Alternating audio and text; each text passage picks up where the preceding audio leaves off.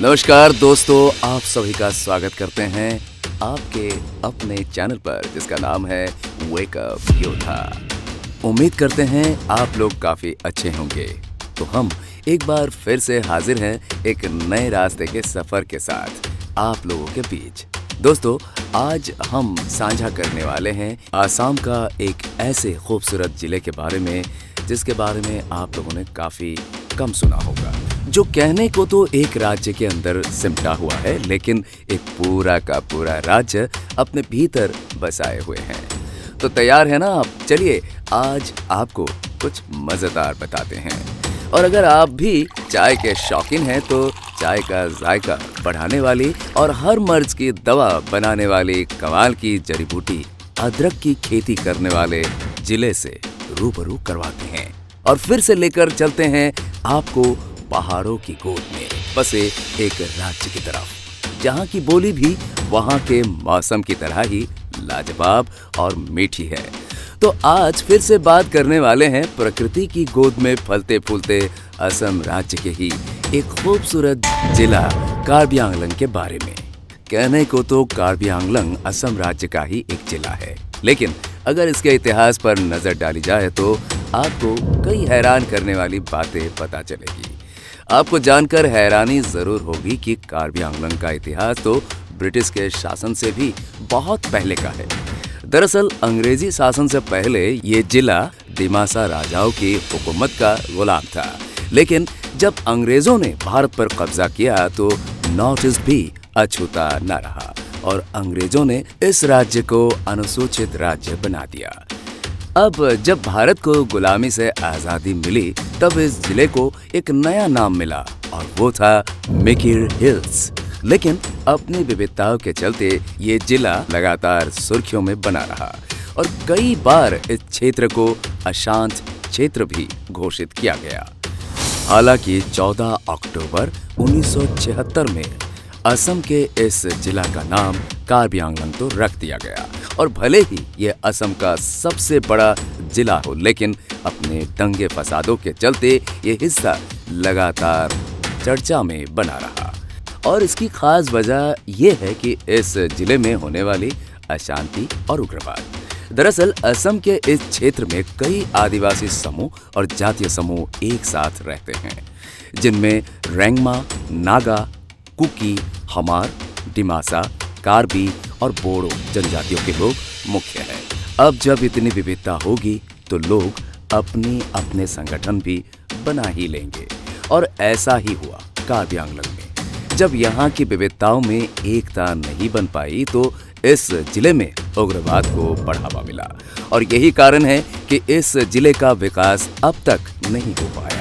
दोस्तों, आपको बता दें कि कार्बी आंगलंग असम का एक ऐसा एकलौता भिन्न भिन्न जातियों का एक समूह है जो कई हिल्स में बटा हुआ है और महज आज से ही नहीं बल्कि 1980 से ही इस जिले में अपहरण, कराधान, हत्या और जातीय हिंसा के मामले सामने आते रहे हैं। और केवल इतना ही होता तो समझ में भी आता, इस राज्य के जो विद्रोही समूह हैं जिन्हें हम peoples democratic counselling of Karbi Longri यानी कि PDCK और Karbi Longri NC hills liberation front यानी कि KLMLS के नाम से भी जानते हैं, उन्होंने कई बार कार्बी आंगलंग को एक अलग राज्य बनाने की मांग भी उठाई है। इसी के साथ उन्होंने कार्बी आंगलंग को कई मांगों के घेरे में भी जकड़ा है, जैसे कि उग्रवादी समूह ने अनुसूचित जनजातियों के लिए सीटों का आरक्षण मांगा, अपने परिषद को बनाने के लिए ज्यादा से ज्यादा अधिकार मांगे, कार्बी आंगलंग स्वायत्त परिषद में कई अलग अलग क्षेत्रों को शामिल करना और 8वीं अनुसूची में कार्बी भाषा को शामिल करना और वही 15 करोड़ रुपए का फाइनेंशियल सपोर्ट भी मांगा, जिसमें से इनकी मांगे पूरी करना असम सरकार के बस में नहीं था। फिर जब अगस्त 2021 में भारत के गृह मंत्री अमित शाह और असम के मुख्यमंत्री हिमंत बिस्वा शर्मा के बीच 6 मंत्रियों के साथ कार्बी आंगलंग के लिए शांति समझौता हुआ, तब अमित शाह ने कार्बी शांति समझौते पर हस्ताक्षर करते हुए ये विश्वास दिलाया कि अब नॉर्थ ईस्ट में शांति बनी रहेगी और कार्बी आंगलंग का भी विकास होगा। तब वही के 5 उग्रवादी संगठनों के लगभग 1000 लोगों ने अपने घुटने टेके और सामाजिक गतिविधियों में शामिल भी हुए। वही असम सरकार ने भी कार्बी आंगलोंग के अलग अलग क्षेत्रों के विकास के लिए कई कदम उठाए और 5 सालों में 100 करोड़ रुपए देने का वादा किया। इसी के साथ समझौते में ये भी तय हुआ कि असम को अलग अलग भागों में नहीं बांटा जाएगा, बल्कि कार्बी आंगलोंग के लोगों के अधिकारों का सम्मान करते हुए उनकी रक्षा की जाएगी। इसी के साथ असम सरकार ने कार्बी आंगलोंग के लोगों के विकास पर भी ध्यान देने के लिए कार्बी कल्याण परिषद की स्थापना भी की, जो कि कार्बी समुदाय के लोगों की संस्कृति, भाषा और पहचान की सुरक्षा भी करेगी और इन जनजातियों का सर्वांगीण विकास करने की भी कोशिश करेगी। ये तो रही कार्बी आंगलोंग के इतिहास और शांति समझौते की बात। चलिए जरा असम के इस खूबसूरत क्षेत्र की खूबसूरती पर नजर डालते हैं। तो आपको बता देते हैं कि ये नॉर्थ ईस्ट के राज्य असम का वो जिला है जो असम के बीचों बीच बसा हुआ है।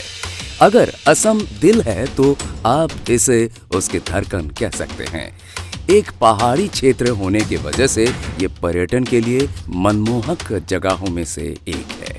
अगर आप नॉर्थ ईस्ट का दौरा करते हैं तो आप कार्बी आंगलोंग को नजरअंदाज बिल्कुल नहीं कर सकते। असम का ये हिस्सा पहाड़ों से घिरा हुआ है और इसके मिट्टी के कण कण में ढेरों खनिज भरे पड़े हैं।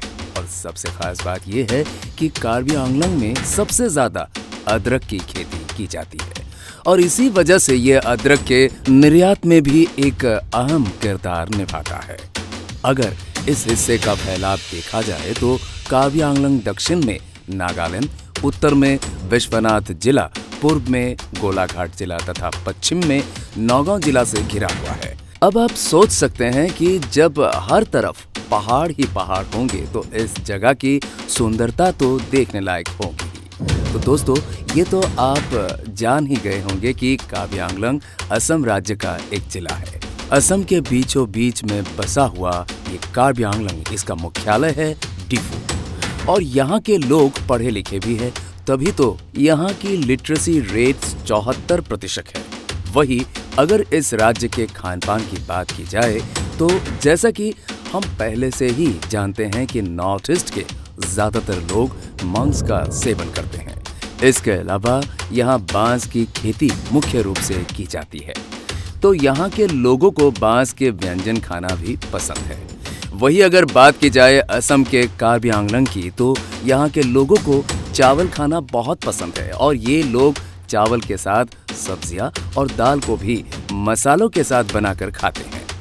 इन लोगों को मछली खाना, कबूतर और बकरी का मांस खाना भी पसंद है।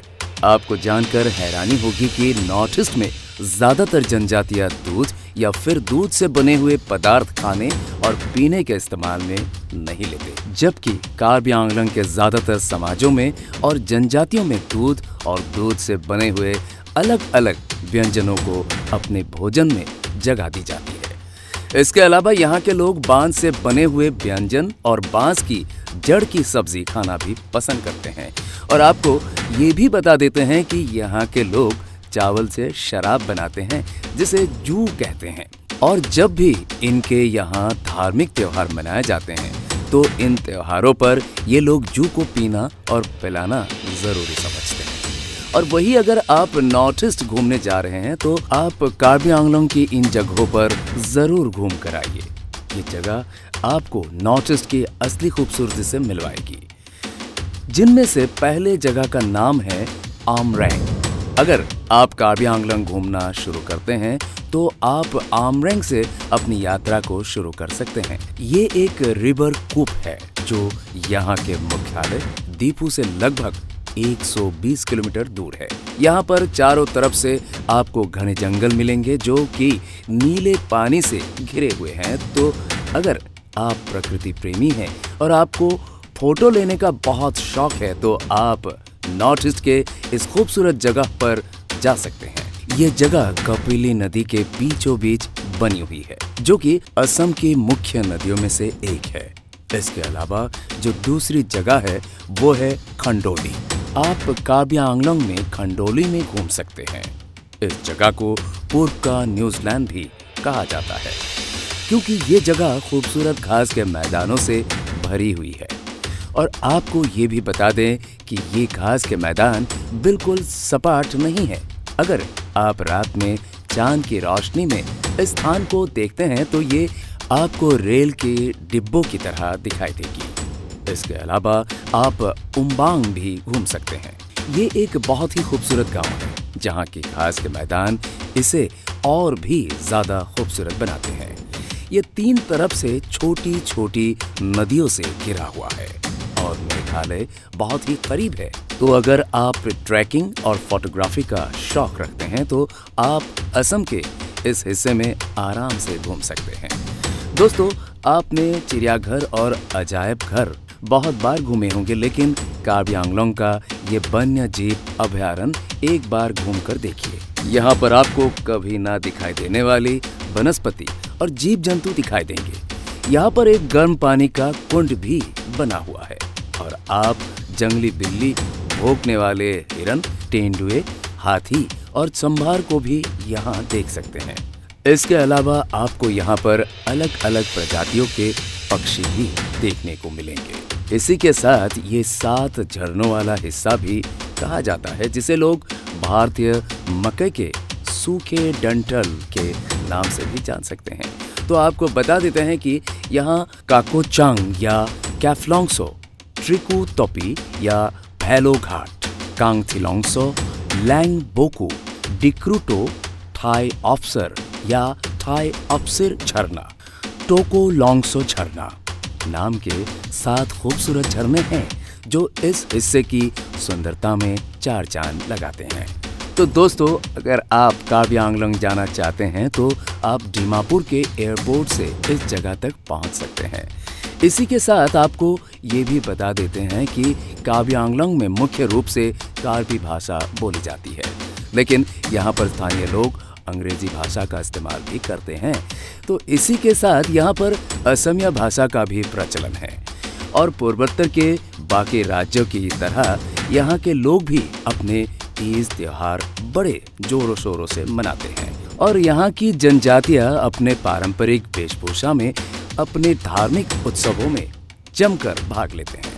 और एक तरफ जहाँ इस जिले की जनजातियाँ यहाँ के शांति भंग होने का कारण है, वही यहाँ की खूबसूरती भी इन्हीं से अपनी पहचान बनाए हुए हैं। तो आप जब भी असम या नॉर्थ ईस्ट घूमने जाए तो एक बार इस हिस्से को जरूर देख कर आइएगा। यकीनन आप भारत के पूर्वोत्तर हिस्से की तारीफ किए बिना नहीं रह पाएंगे। तो दोस्तों, आज के वीडियो में हमने आपको नॉर्थ ईस्ट के एक हिस्से कार्बी आंगलोंग के बारे में हर छोटी बड़ी जानकारियाँ दी। आपको आज का ये वीडियो कैसा लगा हमें कमेंट करके जरूर बताइए। साथ ही हमारे चैनल को ज्यादा से ज्यादा शेयर जरूर करें ताकि और भी लोग नॉर्थ ईस्ट की इस खूबसूरती के बारे में जान सके। और आप भी हमारे चैनल को सब्सक्राइब करें और कमेंट करके ये भी बताइए कि अगले वीडियो में आप किस राज्य के बारे में जानना चाहते हैं।